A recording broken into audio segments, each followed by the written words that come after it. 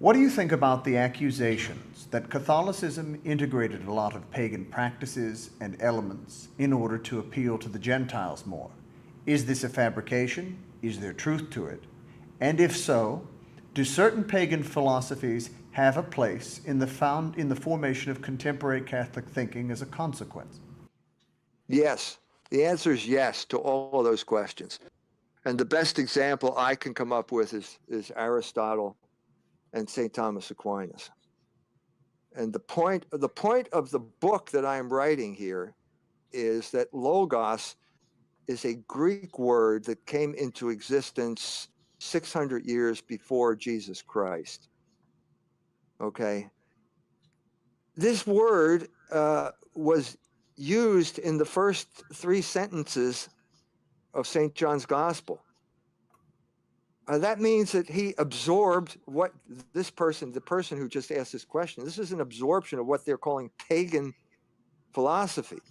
I don't really see that as a productive term here. I'm saying logos, the idea of logos came into being not because of Christ. It came into being because of God the Father, who created the universe according to logos. And this is precisely the statement that St. John makes at the beginning of his gospel. Ein arche ein ha logos. In the beginning, there was logos. Now, I read that it's translated in English usually, in the beginning, there was the word. And I could not, for the life of me, figure out what that meant until I studied Greek and learned that the word logos has about 5 pages of definitions to it. Okay, so there was an orderly creation here at the beginning. From the beginning, there was never nothing, because God was the logos. And that is exactly the third sentence. Kai logos ein theos. Or was it kai theos ein logos? Anyway, and logos is God. So what I'm trying to do here with this book is to obliterate this distinction that got made here, that this person made.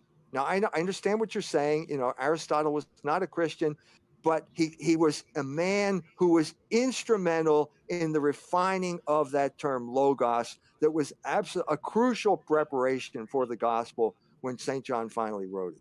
And I'm saying this is the new perspective that I'm trying to come up with here, because from God's mind, it's just logos.